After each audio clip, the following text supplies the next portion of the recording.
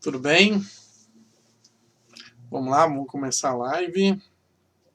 Espero que todos estejam muito bem, em casa, seguros, protegidos contra o coronavírus. Não é só para proteção pessoal, é principalmente para proteção dos outros, certo? Deixa eu botar uma musiquinha aqui para a live começar um pouco mais animada. Enquanto isso, tu pode ir chamando os amigos, tu pode ir chamando os camaradas aí para a gente discutir.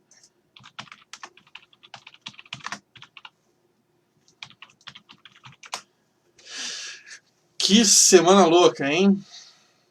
Que semana barra pesada. Estourou aí o vídeo da reunião ministerial do Bolsonaro, que o Moro falava tanto. O que vocês pensaram aí? O que vocês acharam desse vídeo aí? Quando vocês viram, o que passou na cabeça de vocês aí?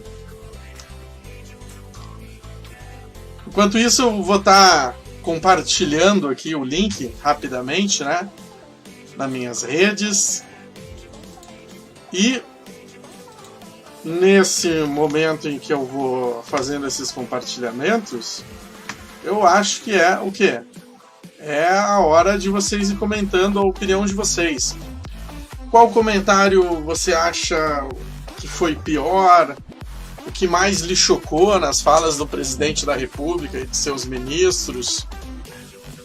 Coloquem realmente a opinião de vocês, o que vocês pensaram de tudo isso aí.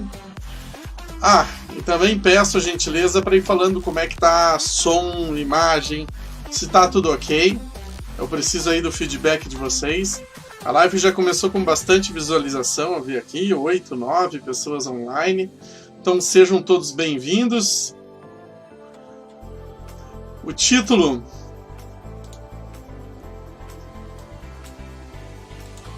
é exatamente isso que vamos fazer. Daqui a pouco eu vou colocar o jogo do Mario e começar a filosofar sobre isso. Sobre a reunião ministerial do Bolsonaro. Então, enquanto isso, como eu disse, vão escrevendo aí a opinião de vocês nos comentários e convidando os amigos para participar da live que eu vou compartilhando aqui nas minhas redes. Sintam-se à vontade, sintam-se em casa, tá bom?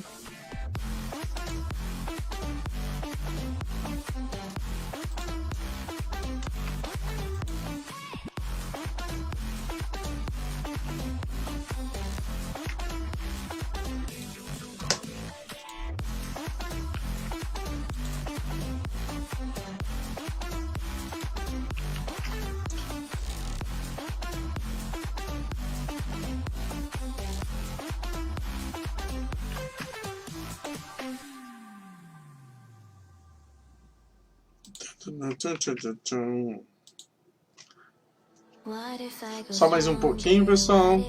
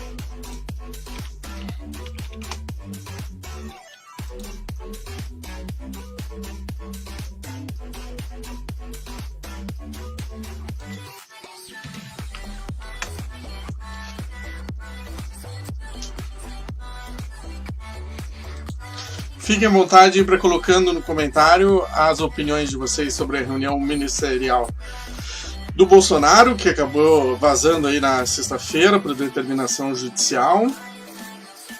Fiquem à vontade, enquanto eu estou compartilhando aqui os links e já começo a responder as questões de vocês, tá?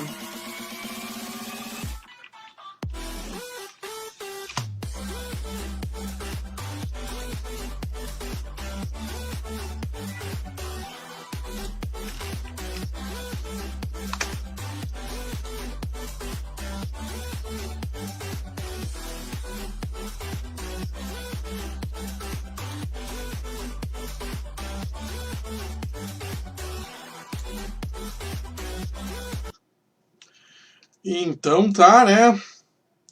Então vamos lá, vamos começar aqui.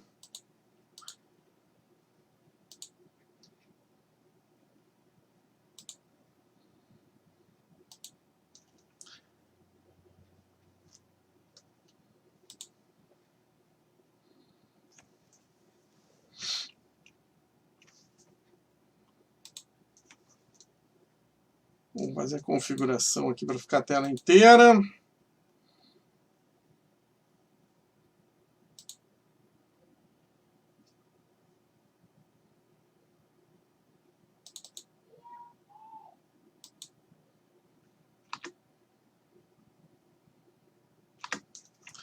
Perfeito.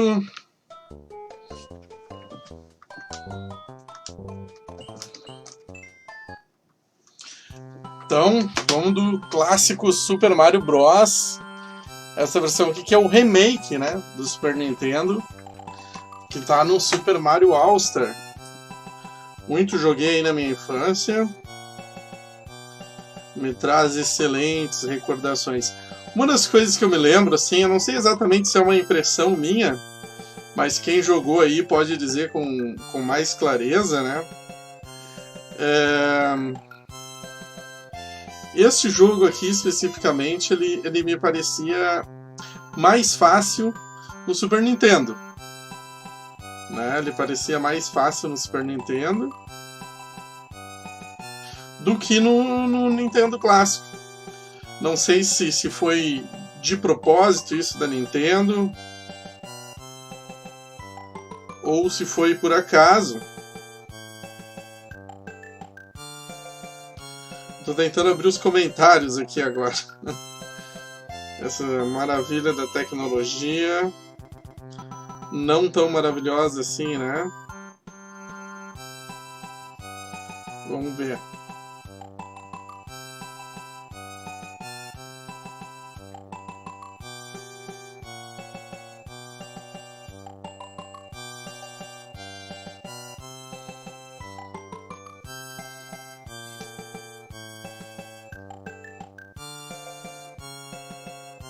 Enquanto isso, a bela canção do Koji Kondo. Aí ao fundo.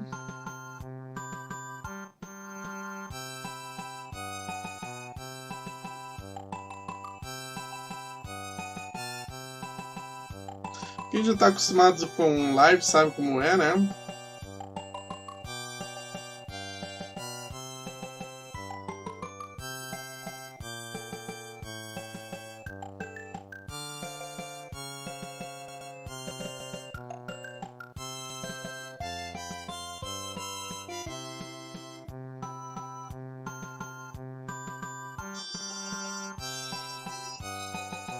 Ah, agora sim. Agora finalmente consegui abrir o comentário de vocês. Então sejam todos bem-vindos. E vamos com tudo aqui nessa live. Estranha para alguns, mas para quem conhece meu trabalho aí, minha pessoa, sabe que não é tão estranho assim. Então sexta-feira vazou a reunião ministerial do Bolsonaro, né?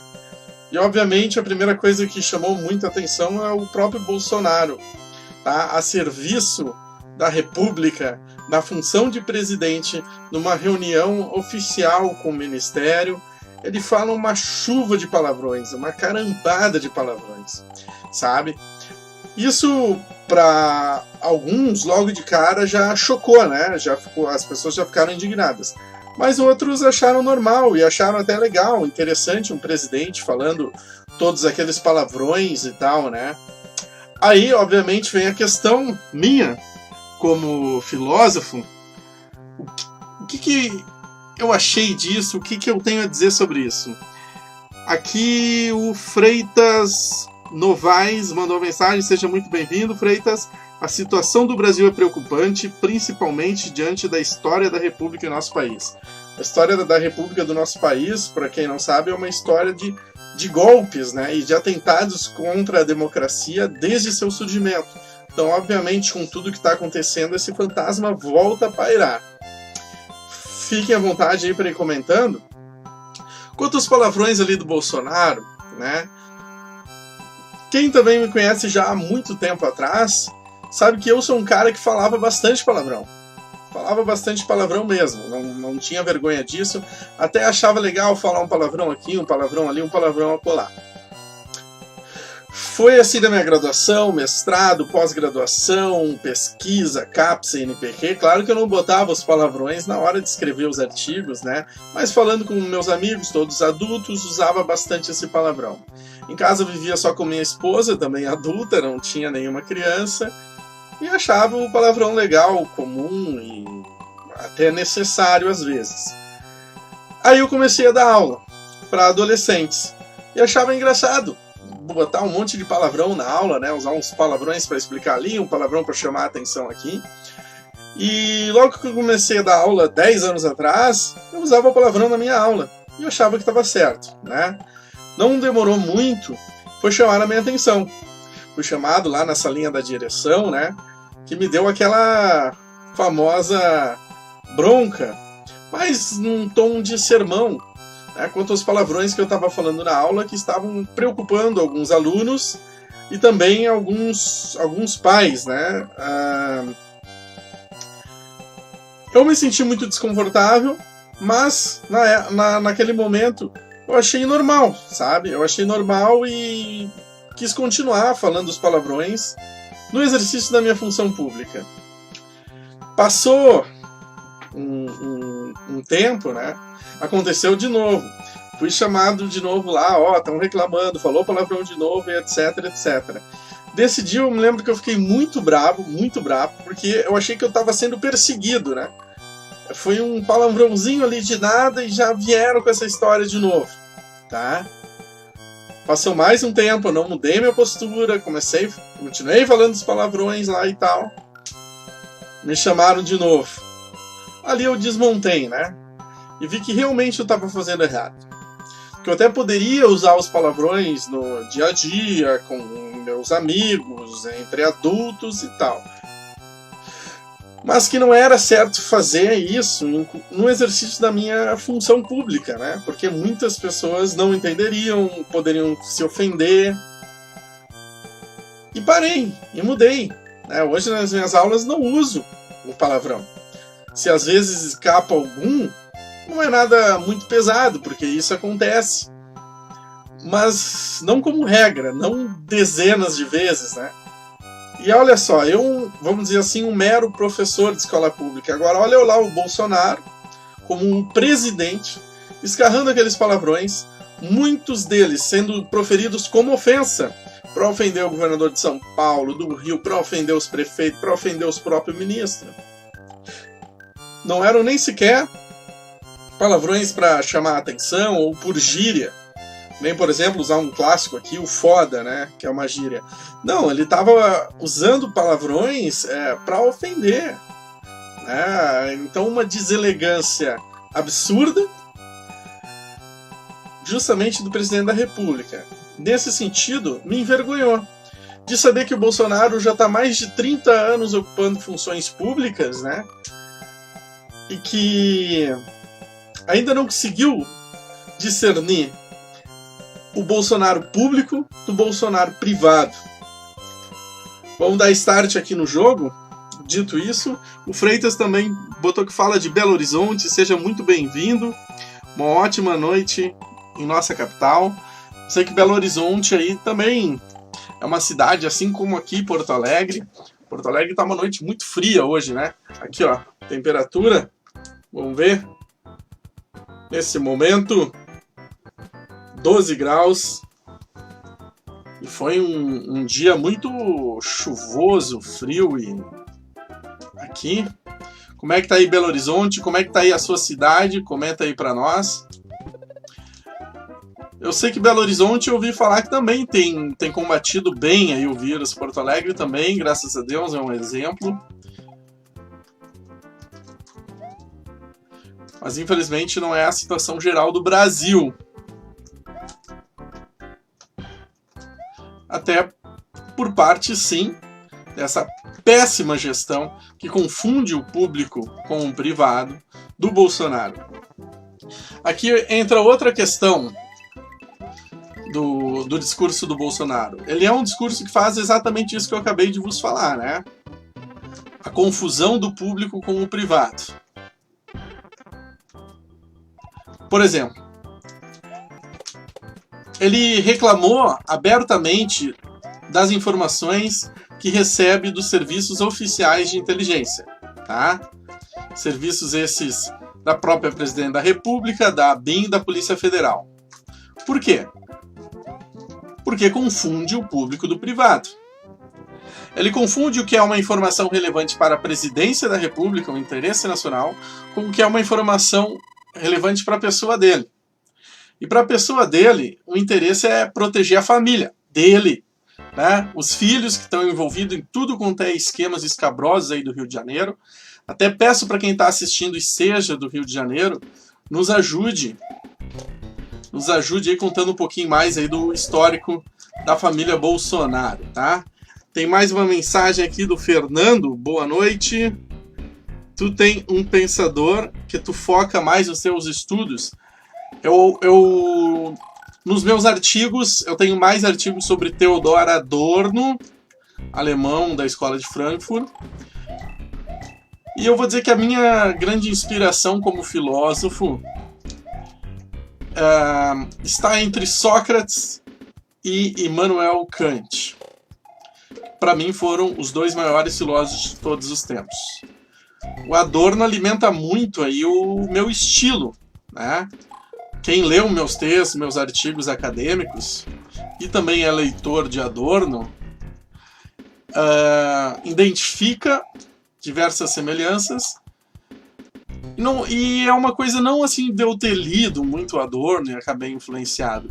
Mesmo antes de eu ler Adorno, eu já tinha um estilo pesado como o do Adorno e que conclui os parágrafos, vamos dizer assim, com peso, né? Com frases pesadas. O Diego mandou um salve, boa noite, Fábio. Aqui na longínqua e distante Canoas está chovendo e refrescou. Aliás, quanto tempo esperamos o impeachment? Não há mais espaço para essa bandalheira. Pois é, né?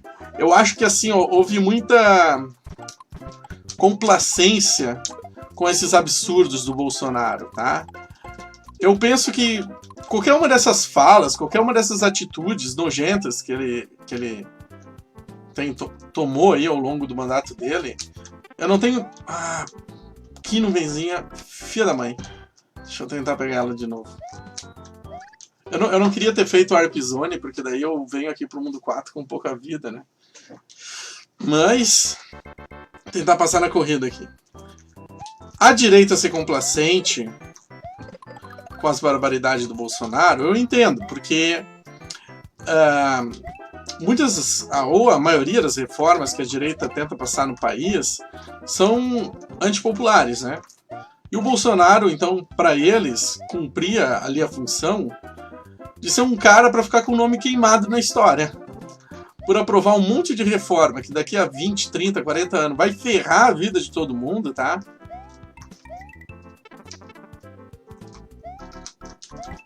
Principalmente dos mais pobres e necessitados.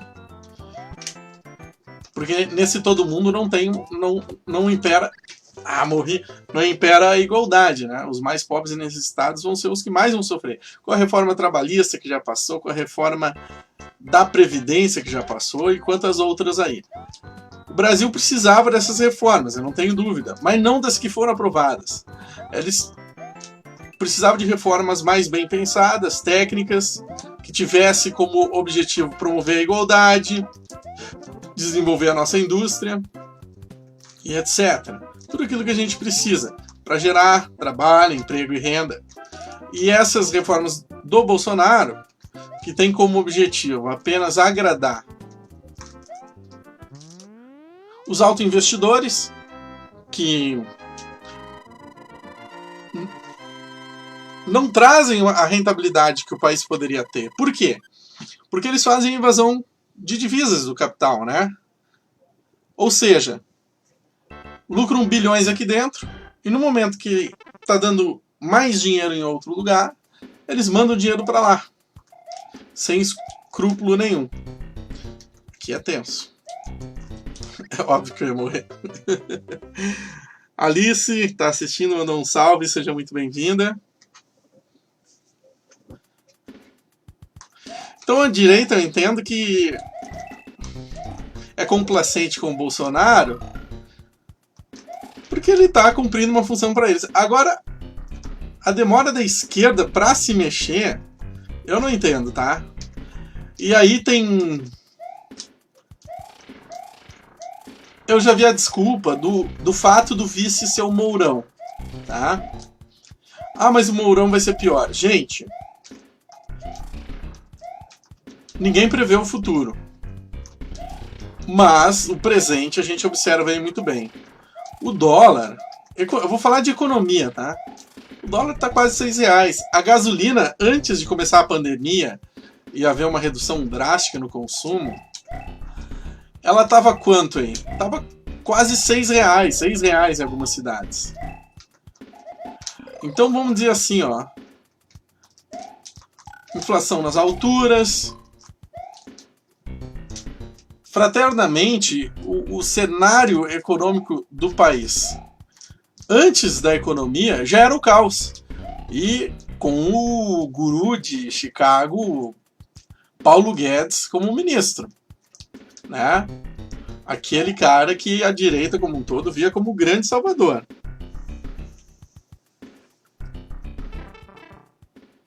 Ó, aproveitando aqui a economia, o Fernando pergunta sobre os pensadores Mises e Hoppe. Ainda bem que não botou filósofos, né? Que vão dizer que nem de longe são filósofos. São economistas saudosistas de um liberalismo clássico que na verdade nunca existiu. Que se tu ler o próprio Adam Smith vai ver que é muito mais permissivo do que o que eles propõem. Então os sistemas dele, na verdade, que propõe é um regresso a um Estado liberal que na verdade nunca existiu, né? Então eu considero eles como o que são, economistas de segundo calão e com relevância ínfima na história do próprio capitalismo. Há nomes muito mais interessantes para se estudar. Embora eu acho que todo grande estudo começa pelos clássicos, quem fixa-se nos clássicos para compreender o hoje comete um erro infantil e tosco, né? Então,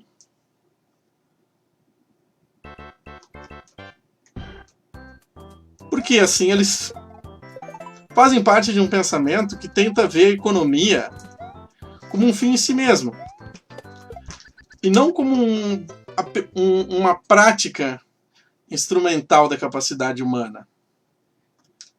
Eu, particularmente nesse sentido, e por isso que eu sou filósofo e não economista, eu prefiro muito mais Habermas, Axel Honneth, que talvez muito menos nos expliquem de economia, mas muito mais nos expliquem das relações humanas, né? Que é o que me interessa.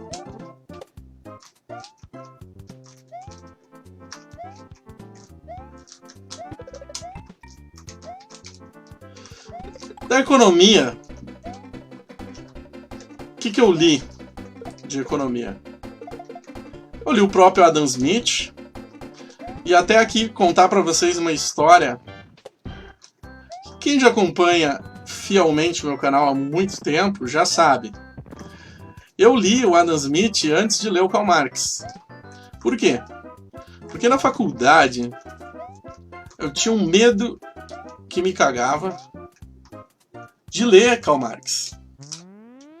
porque eu via todo esse papo de doutrinação e o caramba 4, né? Então me preocupava de ler o Karl Marx e acabar ficando com uma visão unilateral, alguma coisa do tipo. Então, ao saber que boa parte da obra do Karl Marx era uma crítica aos estudos do Adam Smith, eu disse assim, não, eu vou ler o Karl Marx, mas antes de ler o Karl Marx eu vou ler o Adam Smith. E foi esse martelinho aqui é difícil. E foi a melhor coisa que eu fiz na vida, sabe? Porque eu li o Karl Marx já entendendo alguma coisa de economia e de liberalismo. E também ao ler o Adam Smith, eu não vou conseguir passar desse carinha aqui. Ao ler o Adam Smith, eu comecei a ver que muitas das coisas que o Marx fala e que soam até como um preconceito contra o liberalismo e o capitalismo não são. E que já estão lá no principalmente a riqueza das nações, Adam Smith, né? Então foi uma das melhores coisas que eu fiz na vida, foi ler o Adam Smith antes do Karl Marx, porque eu consegui ler o Karl Marx de uma forma mais moderada.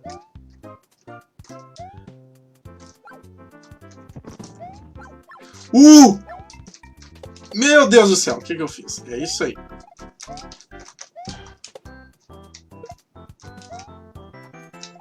Nesses momentos aqui não dá pra ficar falando de filosofia, bicho.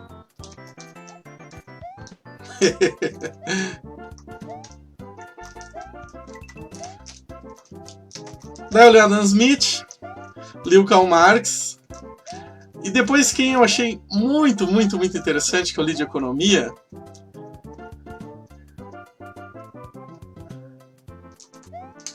foi o Keynes.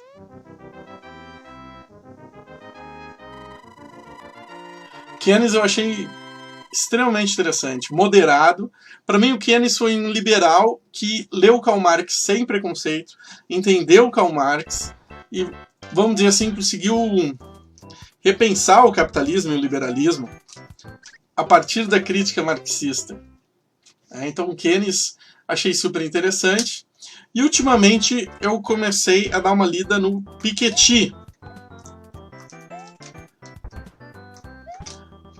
E morri. Estou achando simplesmente fantástico, né?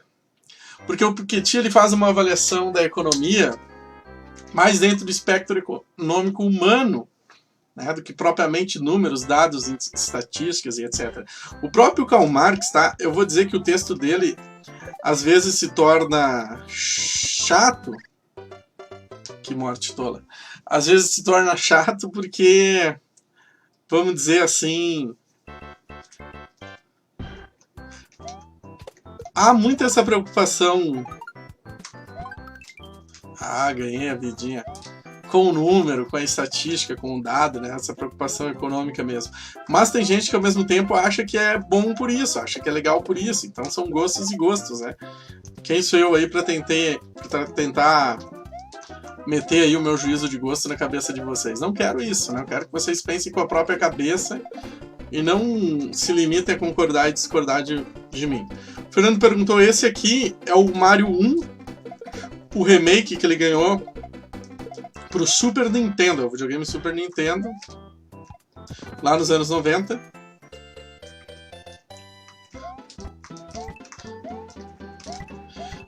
Mas voltando ali pro Bolsonaro, né? O Bolsonaro ele confunde o público com o privado. E, por exemplo, o que ele quer? Ele quer um serviço de inteligência que seja interessante para ele e para a família dele, né? E não pro país, porque ele confunde as coisas, obviamente. Nisso, ele quer mexer na Polícia Federal, no Ministério da Justiça e Segurança, tudo para beneficiar ele e a família dele. É a velha confusão do público e do privado, que assola e destrói esse país, presente no discurso do Bolsonaro. E talvez por isso que ele fale tanto palavrão ali naquela reunião ministerial. Porque ele esquece que é o presidente da República, ele esquece a função pública que ele ocupa, ele esquece que não está num churrasco com os amigos, e sim que está representando o nosso país.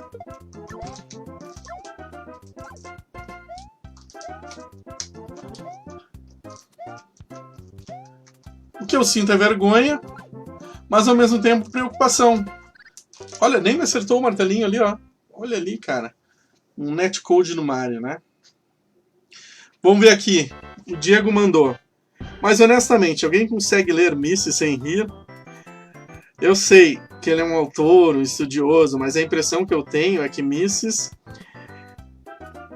é a leitura do preguiçoso, que toma um caminho mais rápido e confortável, partindo do ponto de vista de desigualdade, principalmente no Brasil, é absurdamente gritante.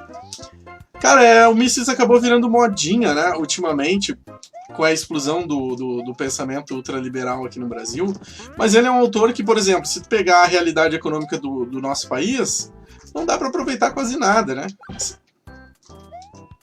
E mesmo um país muito desenvolvido, com uma economia muito estável e etc., o Mises, ele não é referência, tanto é que em quase todo mundo ele não é visto assim. Eu volto a falar aquilo que eu disse quando eu li o Mises, ele me pareceu extremamente saudosista com um liberalismo que nunca existiu.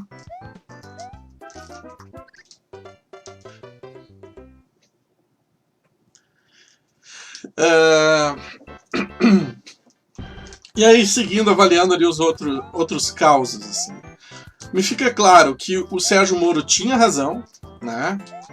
Que o Bolsonaro, até por não conseguir discernir aí muito bem o público e o privado, quer interferir nas ações da Justiça e da Polícia Federal para tentar livrar os filhos deles, como eu disse, aparentemente está envolvido com tudo quanto é coisa que não presta. Eu sou livre, bicho. Essa parte aqui é tensa.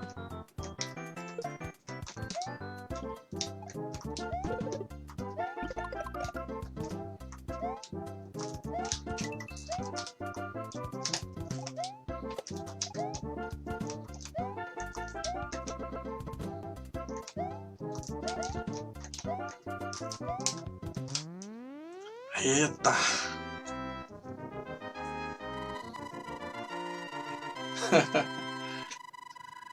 Então acho que o vídeo dá razão pro Sérgio Moro. E foi legal quando o vídeo vazou, teve uma explosão de boot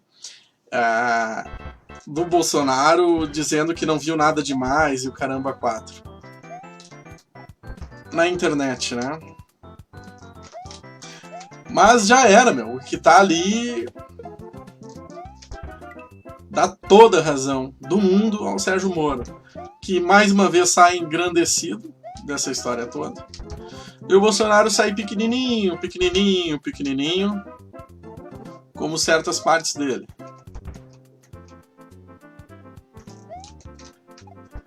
Eu acho que a estratégia do Bolsonaro de agradar os seus fãs, né, o gado,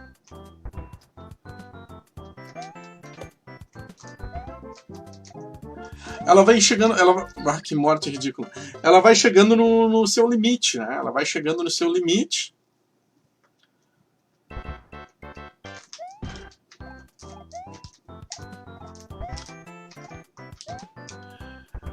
E se ele tinha 60%, isso já foi caindo. Se estabilizou muito tempo perto dos 30%, mas foi caindo, né? Era 36, 37. Daí caiu para 34, 33, 32. E hoje já está na casa dos 24, 25%. Por exemplo, tá? Esse lance aí dos palavrões e dos xingamentos. Pro público evangélico, que dizia que ele era um Messias, o Filho de Deus iluminado, mas pegou mal, pegou muito mal. Pegou muito mal. Por quê? Porque o que vamos dizer assim, aquela senhorinha, dona de casa, mãe evangélica, o que ela ensina para os filhos? Né? Que Jesus não quer que fale palavrão, que é contra o amor ao próximo que está na Bíblia, todo esse tipo de coisa. Aí, o que vai lá o Bolsonaro, o ungido Messias, faz? Mete um monte de palavrão. Então isso caiu muito mal, ele já perde uma parcela do apoio. Claro que pro gado, o turrão, aquele machistão, sabe, o tiozão do churrasco, aquele, o palavrão ali pegou até bem, o cara achou mais triste, se identificou ainda mais, saiu dizendo mito, né? Mas ele acabou perdendo um pouco de público, porque uma coisa que o Bolsonaro não está fazendo com isso tudo é novo público. Ele não está fazendo novo público, né? Ele está ficando com o gado que ele já tem e ainda está perdendo adeptos, né? Vamos ver aqui o que o Fernando disse. Tu achas que hoje em dia é válido usar os termos direita e esquerda, dado que os clássicos não pregavam ideias nos quais ditos de esquerda e direita pregavam hoje em dia? Eu tenho um vídeo muito famoso no canal Filosofia Hoje, que eu recomendo que tu veja, tá, Fernando? Que é Esquerda e Direita Hoje. Assiste aquilo ali, que vai ser esclarecedor para ti. Resumidamente, primeiro que os clássicos não falavam de direita e esquerda. Direita e esquerda é um conceito pós a Revolução Francesa, né, onde se organizava à esquerda os que defendiam o interesse dos mais pobres, à direita os que defendiam os interesses dos mais ricos. Usar a direita e a esquerda nesse sentido não faz mais sentido nenhum, embora a base ainda seja a mesma, né? Tu vai ver muito mais gente de esquerda defendendo o interesse dos mais pobres do que de direita. Então não é um erro conceitual ou anacronismo fazer isso, tá? Porém, essa discussão já evoluiu muito, tá? A categorização que eu mais gosto é a do filósofo alemão Jürgen Habermas, né? Que vai classificar da seguinte forma: não é mais justo falar políticos de esquerda e direita, mas sim políticas de direita e esquerda, porque o foco não deve mais estar no discurso, mas sim nas ações. Né? O foco deve estar nas ações, então tem ações de direita e esquerda, que o Habermas classificava como agir comunicativo e agir instrumental.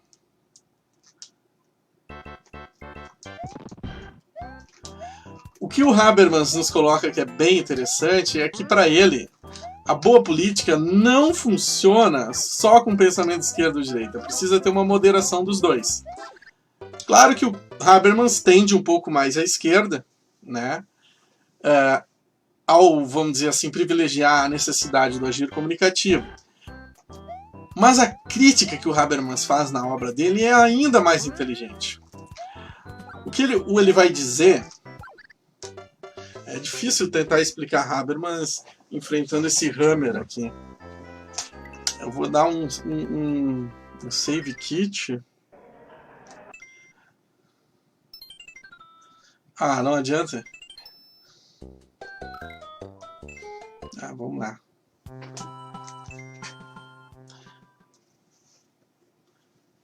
Habermas vai dizer que a boa política, para funcionar, ela tem que ter a direita e a esquerda. Porém, ele vai dizer que é o seguinte: a política ruim é justamente aquela que o pensamento instrumental, que tem como prioridade movimentar a economia, invade setores que deveriam ser comunicativos, envolvendo a vida, o respeito, a dignidade humana. Tá? Aí ele diz que a má política começa a ser feita. Tá? A má política começa a ser feita justamente, então, vamos dizer assim, quando o pensamento de direita começa a invadir questões que deveriam ser do pensamento de esquerda. E hoje no Brasil a gente está vivendo exatamente essa situação. Essa discussão aí, vida ou economia, remete muito a Habermas, E quando, por exemplo, o Bolsonaro tenta interferir no Ministério da Saúde, tá? Receitando remédio sendo que não é médico, mandando reabrir a economia sendo que a OMS diz o contrário, ele justamente está fazendo aquilo que Habermas chama de má política. Ele está fazendo o instrumental invadir o comunicativo, tá? E a boa política é aquela que o comunicativo invade o instrumental. O Habermas vai dizer, não. A boa política é onde o instrumental faz a economia funcionar, respeitando e até, vamos dizer, desenvolvendo as necessidades comunicativas do ser humano. Certo? Então Habermas, para mim, é a grande inspiração no pensamento de esquerda e direita. Mas assim, resumindo tudo isso aí, Fernando, tá? Quando a gente fala em esquerda e direita hoje, a gente tem que ter duas noções. Primeiro, o que é esquerda e direita hoje, tá? Esquerda hoje são as políticas que têm como prioridade o desenvolvimento social, e direita é as políticas que têm como prioridade o desenvolvimento econômico. Aí alguém pode questionar, mas se desenvolver o social, desenvolve o econômico, se desenvolver o econômico, desenvolve o social. É verdade. Por isso que eu falo muito bem prioridade, tá? Um ser prioridade não significa que o outro não vai ser levado em conta. Claro que vai. Mas é justamente isso que define direita e esquerda. Quando está na política, tem que tomar decisões. Você vai ter um capital, um dinheiro limitado, e tu vai ter que escolher se investe nos mais pobres ou nos mais ricos. Voltando lá para o conceito clássico, vamos dizer assim, de direita e esquerda. Tá? Então, embora atualizado, o conceito ainda vive. Porém, isso é muito interessante. Ali na Segunda Guerra Mundial, se percebeu uma coisa muito interessante, tá? Que, por exemplo, quando olhava Hitler e Stalin, um era chamado de extrema esquerda, o Stalin, e o Hitler era chamado de extrema direita. Por que eles eram chamados de extrema direita e extrema esquerda? Pelo seguinte, tá? Porque em nome da economia, o Hitler matava quem ele queria. Inclusive, ele dizia que os judeus eram o motivo da recessão econômica na Alemanha. Ele propunha exterminar a raça judia. Já o Stalin fazia o mesmo em nome do desenvolvimento social. Mandava para o Gulag, condenava à morte quem ele dissesse que era inimigo dos ideais soviéticos e comunistas. Então era extrema esquerda e extrema direita, que no discurso eram muito distantes, mas nas práticas eram absolutamente iguais. Então ali o pessoal começou a questionar, né, como eles são tão longe, né, no eixo político e tão próximos nas ações. A primeira teoria que se fez lá naquela época foi a teoria da ferradura. Ferradura, sabe a ferradura de cavalo? Então eles diziam que esquerda e direita era uma ferradura. Eu vou morrer 500 vezes nisso aqui. Que nos seus extremos, uma aponta para outra, né?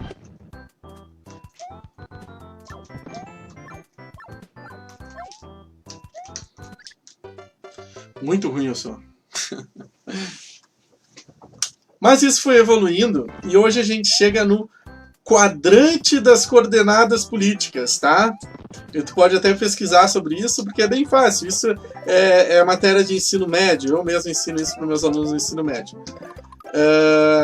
Tu tem direita e esquerda, e tu também tem cima-baixo, né? Igual o videogame aqui. Só falta o triângulo, bolinha, A, B, Z, né? Mas o que é esse cima-baixo? Esse cima-baixo é entre totalitarismo e libertarianismo, tá? Ele tem a ver com as liberdades individuais. Então são um quadrante assim de 4 direções. Quanto mais em cima, significa a ideologia que concentra mais poder na mão do governo. Quanto mais embaixo, o que dá mais liberdade para os indivíduos, tá? Mas continua tendo a direita e a esquerda. A direita com a prioridade econômica, a esquerda com a prioridade social.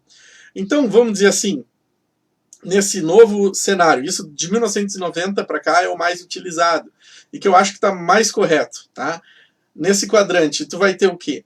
As esquerdas libertárias, que são aquelas que pregam assim, democracia participativa ou até mesmo democracia direta, que buscam dar o máximo de liberdade de gênero, liberdade econômica, liberdade no geral para os seus indivíduos, porém diz que os governos devem focar-se em priorizar os estados de bem-estar social, né? Prioridade social. Essas são as esquerdas libertárias, que estão lá embaixo no mapa, na esquerda.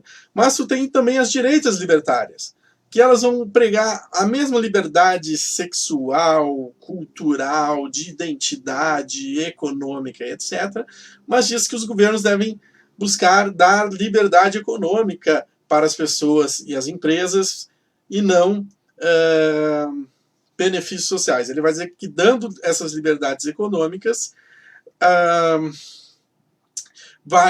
as pessoas vão encontrar, né, a melhor medida. Então, na esquerda, lá embaixo, a gente tem a esquerda identitária, né, cada vez mais forte, ultimamente até aqui no Brasil. Talvez alguns integrantes aí do PSOL sejam um exemplo aí. Mas até eu mesmo estou nesse quadrante. E tu tem ali as direitas, nesse sentido, que no Brasil são muito raras.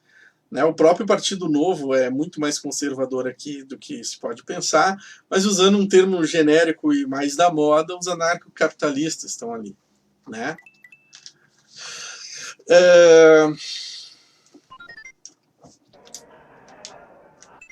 E lá em cima tu tem as esquerdas autoritárias e concentradoras de poder, como Cuba, Venezuela, União Soviética, né?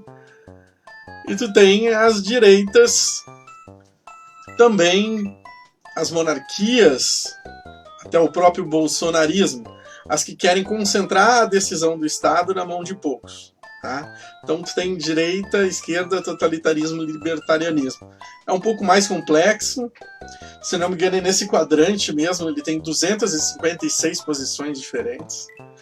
Ele foi um estudo que hoje ele é uma organização autônoma, mas ele tem sua origem na Universidade de Columbia, em Nova York, né? Fazer o New Game, não vou pegar o Warp Zone. As Warp Zone me ferraram, né? Então vale a pena esses estudos, tá? Agora voltando para a questão lá da reunião ministerial.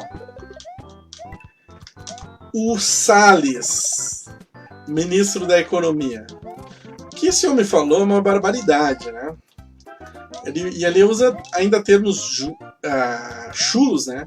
Como debaciada e passar a boiada, para se referir ao fato de que a mídia e as pessoas estariam todas preocupadas com o coronavírus, e estão mais do que certa nisso, para passar um monte de projeto para acabar de vez com a floresta. Ou seja, mostra o quanto esse pensamento da economia, acima de qualquer coisa, ele é tirano, a ponto de tentar se aproveitar de uma situação como o coronavírus para destruir a floresta, que para eles é uma perda, né? A floresta não deixa criar gado, a floresta não tem fábrica, não, né? Para eles isso é uma coisa terrível. Então um cara quer aproveitar numa situação terrível para destruir a floresta. O cara quer algo mais podre do que isso. Pelo amor de Deus, né? O ministro da Educação, Weintraub, além de falar palavrão e xingar todo mundo, né? Como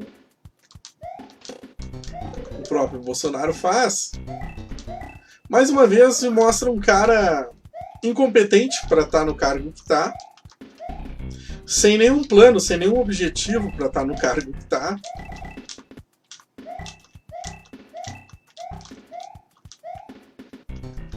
que só sabe xingar, ofender e etc. A Damares, ao dizer que tem que prender os prefeitos e o governador, mostra nenhum respeito pelo processo democrático e também nenhum respeito pela República.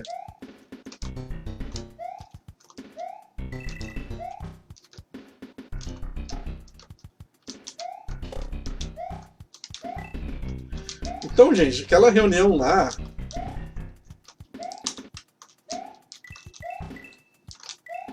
um circo de horrores, hein? Que serve para mostrar a importância do voto consciente. Porque senão se coloca esse tipo de gente no poder. Gente do pior tipo possível de gente. Gente que não se preocupa com nada além de si mesmo, né? Não vou para o Warp Zone. Vou para a próxima fase, isso sim.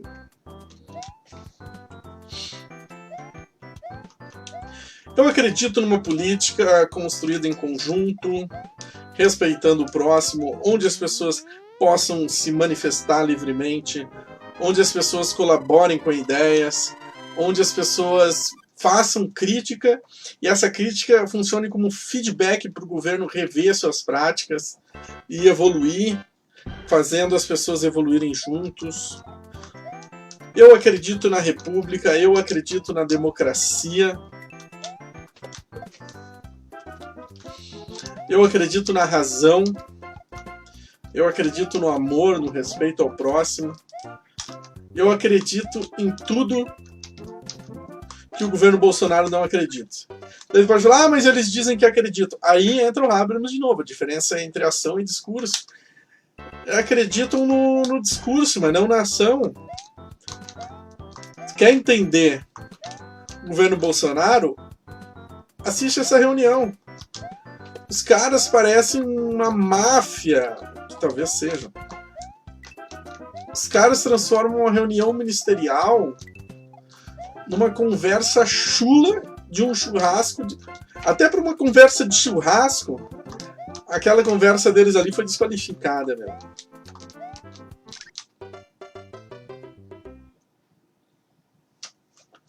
Essa que é a real. Então, agora aí para STF, etc. Tá tudo claro. Tem que ser julgado. Ponto.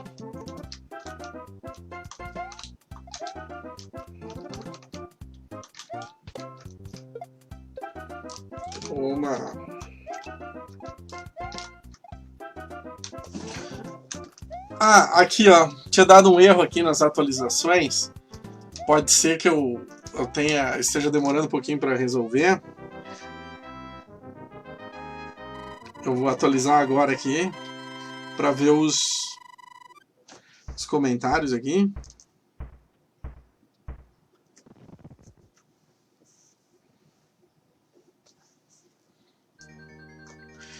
Não tá aparecendo os comentários para mim. Mas vamos comentando.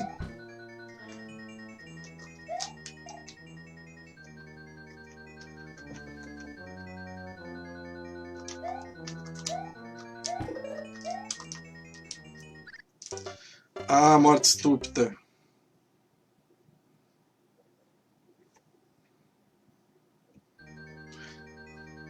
Aqui tem bastante comentários já.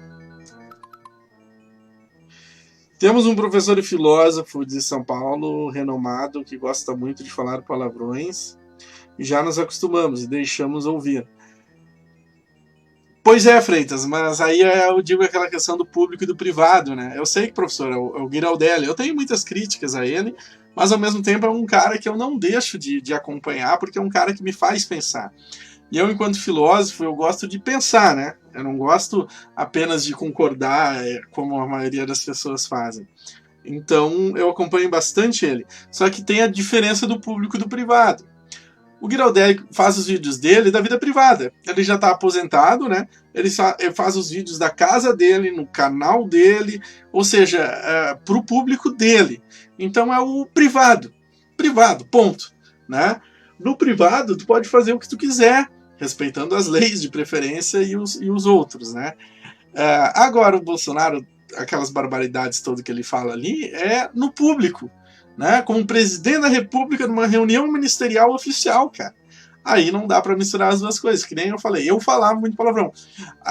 Para eu parar de falar palavrão no público, vamos dizer assim, eu tive que ir também deixando de falar os palavrões no privado. Embora no privado eu falo alguns palavrões, né? Mas eu tive que ir deixando de falar alguns palavrões também no privado para não deixá-los escapar no público. Então aí, ó, vem aí algo muito bom para a gente pensar nisso. E no Brasil, essa confusão entre o público e o privado, ela não é de hoje, ela é muito antiga. E até a própria corrupção lá eu peguei o cogumelo e perdi, do PT, também pode ser interpretada dessa mistura aí do público e do privado, né? As pessoas roubar, desviar, se beneficiar do dinheiro público para interesses privados. Então, essa é uma linha de análise que permite que a gente possa refletir muito sobre o Brasil, tá? A confusão do público com o privado. E no momento que o Bolsonaro quer interferir no público por questões privadas, né? Isso, para mim, só já é prova desse argumento aqui que eu vos falo. O Giraldelli. O Giraldelli eu acompanho há muito tempo e já tive muitas rixas com ele e tal. Mas ele essencialmente é um cara que faz pensar, que traz bons argumentos. Tchau, Bowser. Mas que ele exagera, principalmente nos palavrões, nos xingamentos, né? Tu tá assistindo um vídeo dele, daí tu vai achando interessante os argumentos e tal, de repente ele xinga todo mundo, né? E se tu tenta estabelecer uma linha de diálogo ali com eles no comentário, ele te xinga também, porque ele não gosta, assim, nem que fale bem, nem que fale mal dele, é algo bem curioso, né? Mas é um cara que, sem dúvida, nos faz pensar, né? E pensar com a própria cabeça, não com a cabeça dele. Ele não é, por exemplo, um cara que fala para que tu concorde com tudo que ele fale. Não. Ele simplesmente fala. E como eu falei, fala no privado, né? Pro público dele.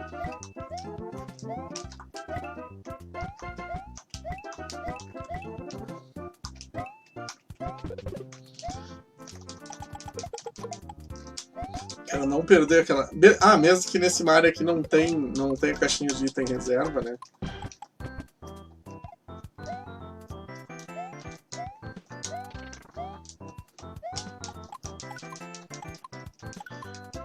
E aí seguimos. Eu tô firme e forte aí nessa quarentena. Como professor, eu tenho trabalhado bastante preparando as aulas EAD, né? Mas eu já tô dando o pulo do gato. Por quê? Pro ensino médio, ao longo dos meus 10 anos de experiência, eu já fui desenvolvendo polígrafos ali para minhas aulas.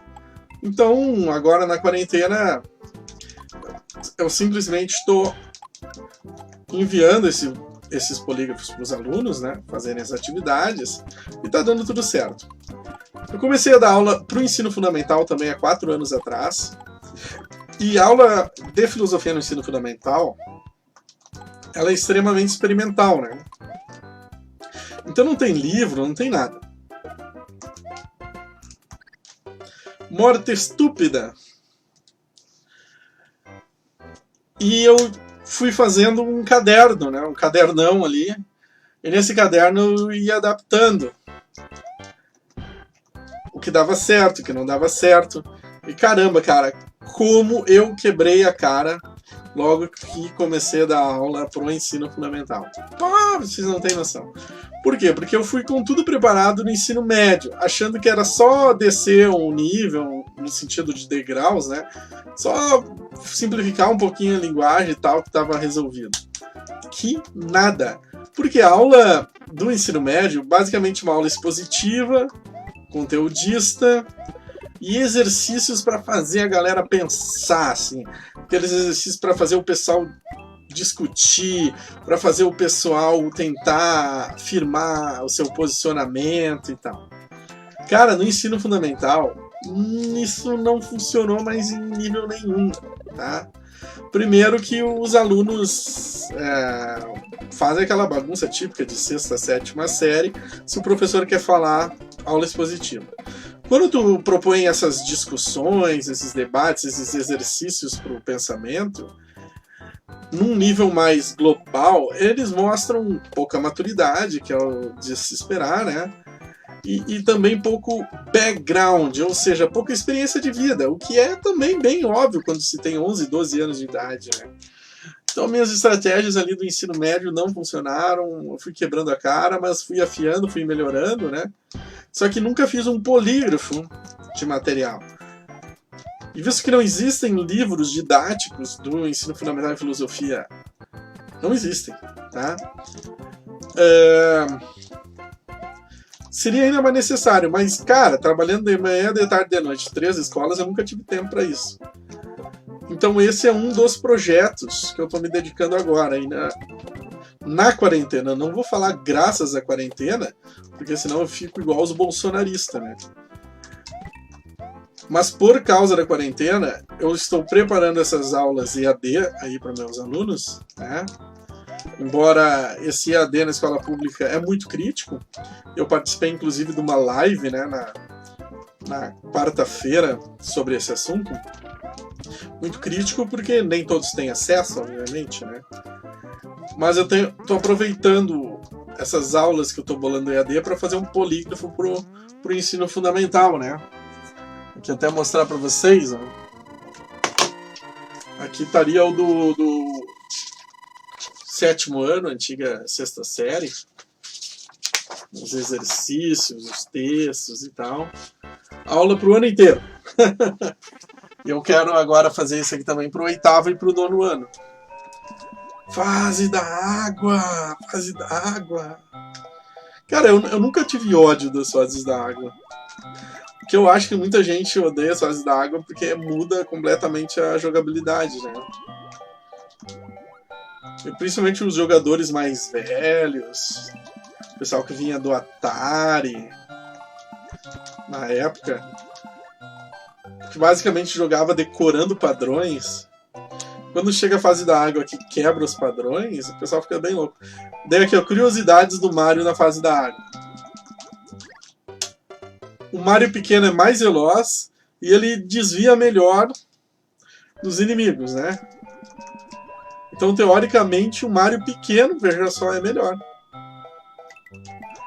O único problema do Mario pequeno é que é um hit kill, né? Encostou, ele morre. Ó. Eu acho que trancou meus comentários de novo aqui. Comentem, o Fernando mandou um ok, vai ver o vídeo. Vai ver o vídeo do esquerda-direita, aquele. Cara, é um vídeo top. Eu trabalho ele com meus alunos. Por quê? Porque nesse vídeo eu não explico o Habermas ali, o caramba 4. Eu dou uma explicação bem superficial para essa questão. E daí, nas minhas aulas, eu explico o Habermas. E aí se completa e fica tudo lindo, perfeito, maravilhoso. Até assim, ó, gente. Eu quero, né, essas aulas fazer com curso online, né? Só que para fazer curso online, que nem eu digo, é um trabalhão do cão. Eu quero ver até se põe uma edição talvez mais profissional para isso, né? Então eu gostaria de receber um auxílio, né? Um dinheiro nesse projeto aí. E aí tem o apoia.c/filosofia hoje, apoia.c/filosofia hoje, que tô lá aberto, recebendo doações para disponibilizar os cursos de filosofia gratuitamente na internet. Quem for um apoiador, né, um doador lá no apoia.c, além de poder fazer os cursos, que isso eu vou disponibilizar de graça para todo mundo, vai receber também um certificado do Centro de Estudos Filosofia Hoje, que a gente criou lá em 2015, né? Que vai poder botar no currículo, isso aí vai poder usar como horas complementares na faculdade, né? Então vale muito a pena. Quem puder e quiser, está colaborando aí com essa ideia de disponibilizar cursos de filosofia gratuitamente online, faça lá a sua doação e já saiba que assim que os cursos estiverem disponíveis, né, completou o curso, vai poder receber o diploma.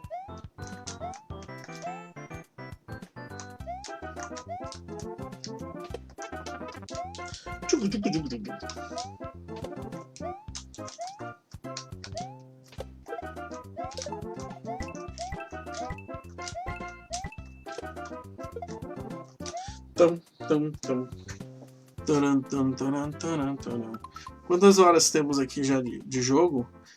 Já chegamos ao nosso teto de 1 hora. Então vamos até o próximo Game Over, beleza? Combinado? Vamos até o próximo Game Over e fechar a live. E eu tô pensando, daí sim, fazer uma live na segunda-feira, que é a live oficial, né? E vai ser o seguinte título: 10 coisas que eu aprendi. 10 coisas que eu aprendi? Aprendi, eu não sei. Pode ser. 10 coisas que eu aprendi nesta quarentena. Para sair um pouco do peso, né? 10 coisas que eu aprendi nessa quarentena. Um tema interessante aí para live. Então, segunda-feira, eu vou confirmar aqui em casa se eu vou poder usar o computador nesse horário. Segunda-feira, 6h30 da tarde. Ah, que besteirinha que eu fiz. 10 coisas que eu aprendi na quarentena. Tcharam.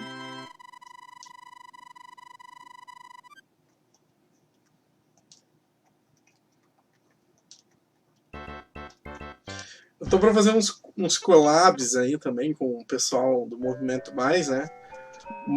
Eu fiz um bem bacana com o Engenheiro Zini.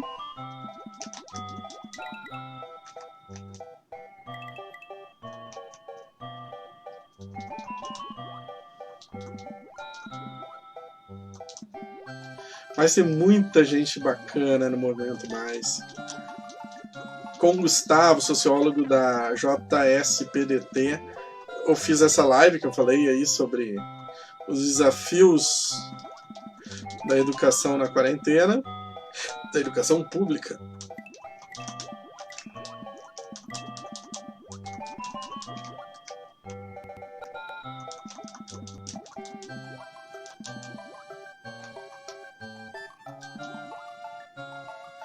E tem o Barbudinho, né? O Barbudinho, que eu já tô há uns dias aí para fazer uma live com ele também.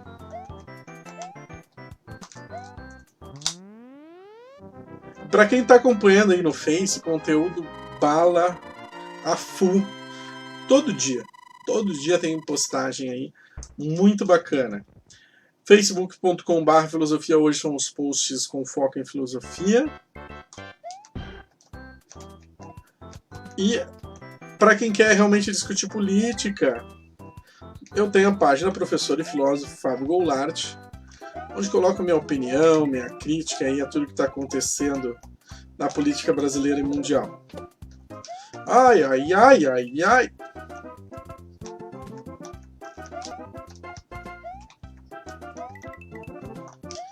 Muito louco esses peixes voando, né, carinha? Dios mio, padrezito. Eu não sei aqui se deu tilt de novo. Deixa eu tentar entrar de novo aí para ver os comentários.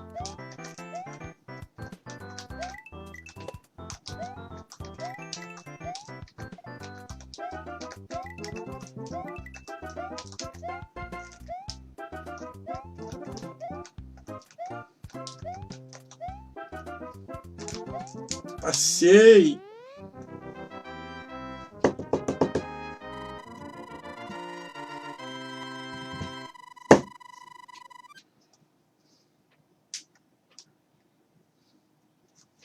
Oh, o Bowser do mundo 2.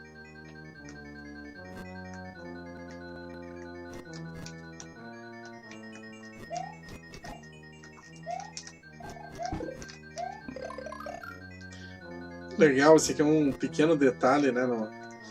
A versão do Super Nintendo aqui, nessas fases de caverna ou de castelo, tem um eco no pulo do Mario. Usando os gloriosos recursos tecnológicos e superiores do Super Nintendo.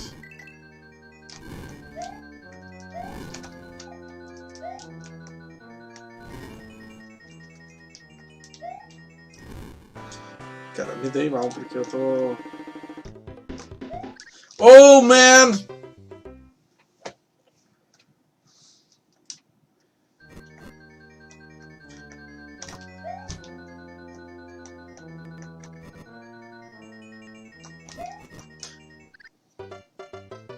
Cara, algumas coisas é do emulador. O emulador dá umas variadas na velocidade. Que nem agora, cara. Pô, maior sacanagem isso aí.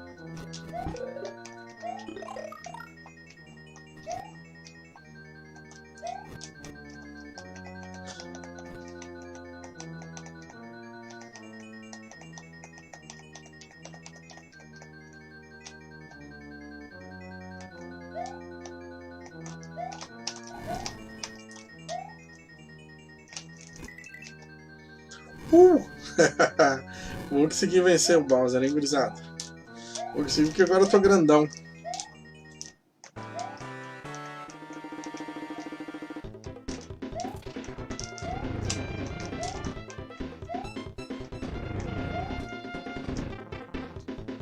Tava na marra mesmo.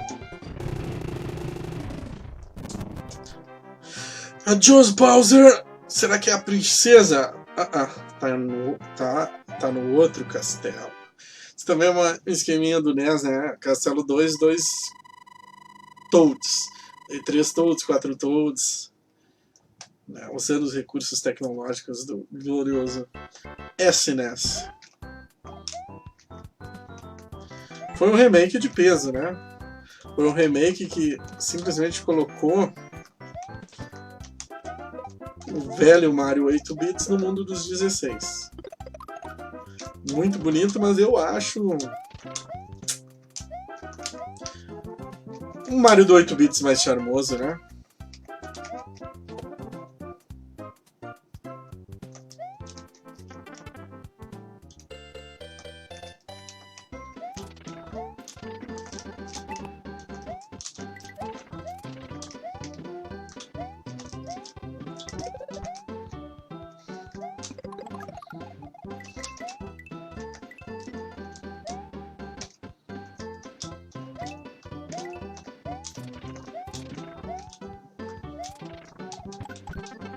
Vamos lá. Saindo do cano.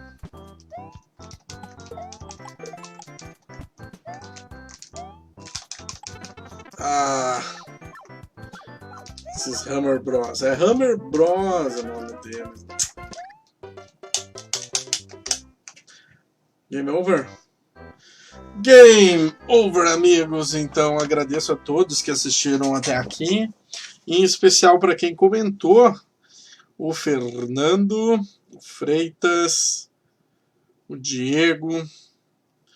Pelo menos foram esses que eu consegui ver aqui. Não sei, talvez tenha tido mais gente que comentou. Esclarecer para minha esposa que diz, mas tu perde o foco. É que no caso da live eu acho mais interessante ir respondendo o que as pessoas estão comentando ali, né? Porque essa é a função da live, é ao vivo e tu tá batendo papo ali com as pessoas. Do que tu ficar focado aqui, ó, palestrão.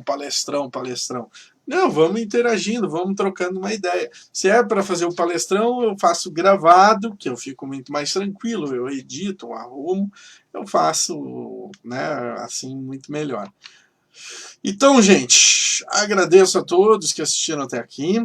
Quem ainda não é inscrito na página filosofiahoje.com,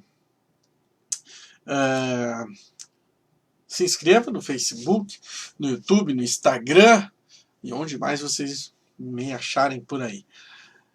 Segunda-feira nos vemos de novo, daí para uma live mesmo, para falar aí 10 coisas que eu aprendi na quarentena. E juntos vamos trocando uma ideia. Afinal, eu sou pré-candidato a prefeito de Porto Alegre, estou extremamente dedicado também na construção do plano de governo, é um plano de governo revolucionário, no sentido, vamos dizer assim, teórico da coisa, né? São ideias novas para a gestão, para a administração, para a economia, para a educação, ideias novas para fazer o melhor uso do dinheiro público, de nossos recursos, algo que realmente vai mudar a cara da política aqui na nossa cidade, tá? Agradeço a todo mundo que assistiu até aqui. Obrigado, valeu. E até a próxima.